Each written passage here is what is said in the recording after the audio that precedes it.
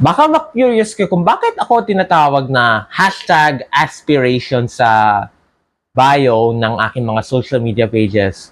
Well, it's just a simple way of saying I'm proud to be diagnosed with autism spectrum disorder, or it's dating pangalan na Asperger's.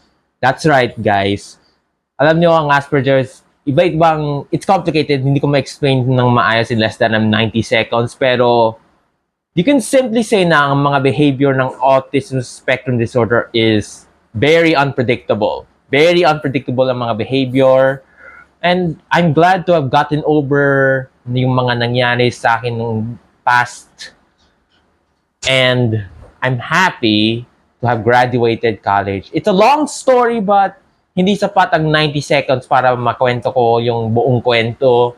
So, we go part by part, ika nga. So, please, paki-like ang video na to, engage kayo, at please do not forget to follow me on my social medias. That's sa Instagram, it's DJ Don PH, pati din sa TikTok, at iba pang platforms. So, para malaman nyo kung bakit ako nandito, doing what I do, entertaining the audiences in my informative way.